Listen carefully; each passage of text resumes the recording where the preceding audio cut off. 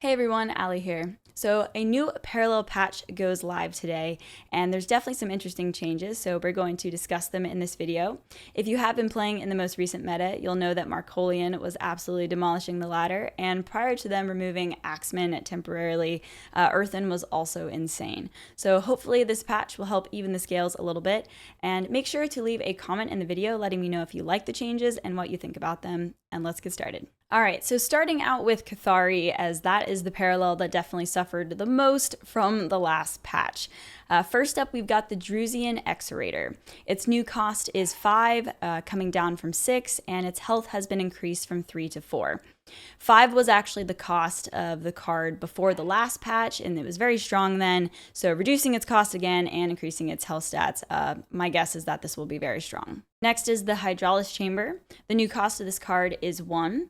It was pretty bad at 3, so it might be okay at 1, but my thoughts are that typically if you are trading card disadvantage for a tempo trade-off, you really want the tempo to be an immediate effect, and this card takes a couple activations for it to kind of cover the cost of casting it in the first place, and you also have to destroy friendly units, so I'm not convinced that this is going to make a big difference for the class, but we'll see.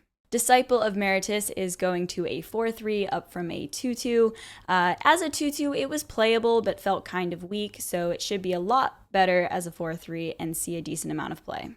The Valerusi Standard Bearer is going from a 2-1 to a 1-3, and as a support card, this stat line is definitely better. Anytime you're playing a unit that is helping the rest of them, having this thing not die to like a PS8 launcher or something like that is going to be very, very helpful and hopefully should help Kathari out a lot. Overall, my thoughts on Kathari is that these changes should definitely help the class be playable again, but I think that the nerf to Scipius might be too much for the class to be considered top tier, but we'll see how these changes pan out for those Kathari players out there. Now moving on to the Earthen changes. So Shoshana, the Paragon, is getting changed from 10 energy to 9. But I will say that you mainly play Shoshana for her passive, so I don't know if the energy cost will make that much of a difference for her. And it's not that often that you need to be dropping her on turn 9 for that health buff. However, if Marcolian continues to dominate, perhaps Shoshana will be a better option for that extra health. Now on to the card that everyone is probably wondering about. The Dauntless Axeman is going from 5 health to 3, which is definitely a very significant nerf to the card. This card was absolutely core in Earthen, and especially for triggering Gafar's passive, so if people decide that this isn't quite good enough anymore, we might actually see other Earthen Paragons come into play. The next Earthen change is Solia.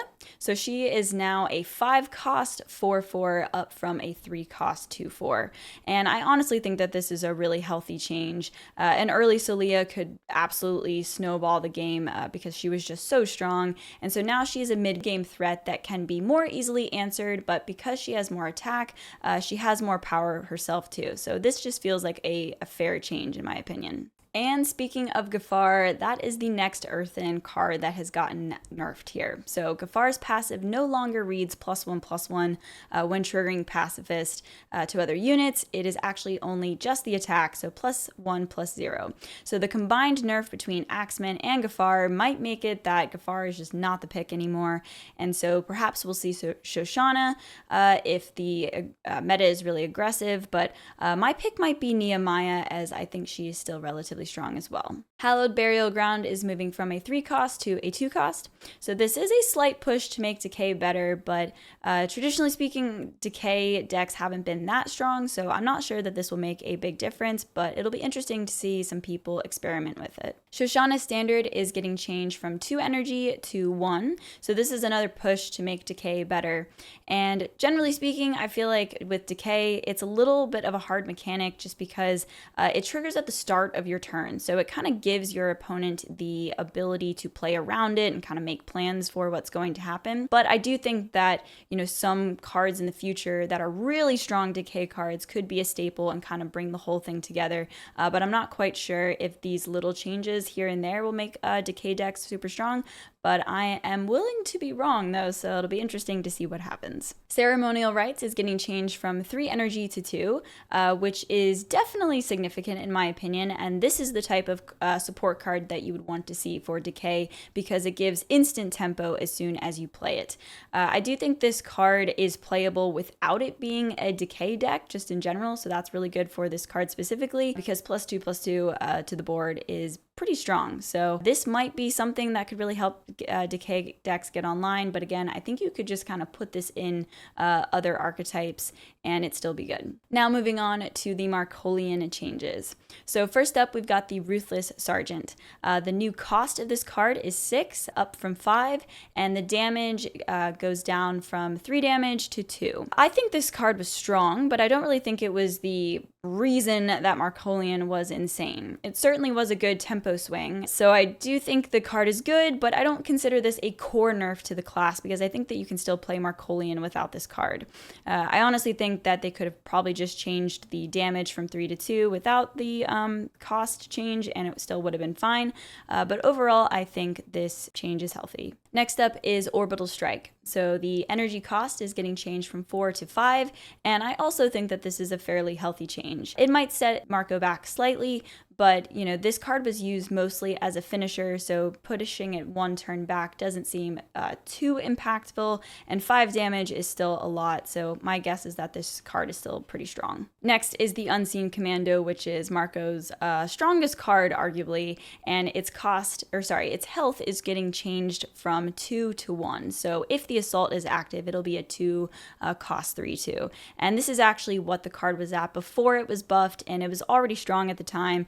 It didn't need the extra health, so I'm happy to see it be reverted. If Markolian was dominant before this patch, it probably still will be fairly dominant moving forward. I think these changes are healthy, but not quite enough to drastically change the power level of the class. So expect to still see Marco, but maybe it gives a little bit of space for other parallels to jump in, and perhaps we won't see quite as much. Now on to Shroud. Just one change for Shroud, and that is to Neve. And yes, it's pronounced Neve, like with a V at the end. I know, crazy. Her cost is getting changed from 10 to 9, which is maybe impactful, but I still think she's a bit too slow for the meta, and she kind of struggles in the Shroud mirror. So I really like her. I think she's super cool, but I'm not quite convinced this is going to make a huge difference, but she's certainly a very fun card, and I'd love to see her be played more. Now moving on to some Ogoncore buffs, and I would just like to say I think Ogoncore was actually still pretty strong in this last meta, but I do think that the class is a little bit harder to pilot, so we didn't quite see it as much as something like Markolian or Earthen. But it's getting some buffs, and the first one is Trade Secrets. Its energy cost is moving from 5 to 3. And this card was pretty much unplayable at 5, so it moving to 3 definitely makes a big difference. And there are some interesting things that you could do with this. One being Juggernaut. You could do some pretty crazy OTKs with the card. In order to be able to play Juggernaut and Trade Secrets in the same turn though, you'd have to play Juggernaut on turn 10 or with 10 energy, and then after Juggernaut pulls upgrades out of the bank, you'd then be able to bank a card after playing him to be able to play the Trade Secrets and the Juggernaut in the same turn. So it's definitely a very interesting card and hopefully should give a lot more to Ogoncore. Another change is Unfair Advantage is getting swapped from 2 costs to 1. So I really do like this change, and on the surface it might still be too weak, but I like that it gives Ogoncore more removal opportunities, because right now it's really only Kill Switch that's in these Ogoncore decks, so I like this as another option. And the last buff here is that Ship's Armory is getting buffed from 5 energy to down to 3. And so I definitely think this is, a significant change to the card, and perhaps people will experiment with it. I still think that the 1/1 Apprentice is such an insane draw engine, but she's particularly good with the Iraq Paragon, because you can transform those little 1/1 nanobots onto the Apprentice apprentice and draw a bunch of cards that way. So maybe this will see more play in something like Juggernaut Workshop as a different draw engine, but it's definitely a huge buff to the card, so I'm excited to see people experiment. All right, y'all, there you have it. That is the patch notes and updates. So hopefully you guys enjoyed me taking you through the changes and giving a little bit of my thoughts. If you did like the video or if you found it useful, please consider subscribing to my channel and giving the video a thumbs up. And like I said at the beginning, please let me know what you think of the changes. If you like them, if you're mad, let me know. I'll be interested to see what you guys say. But thank you so much for watching this video, and I'll see you guys next time. Bye.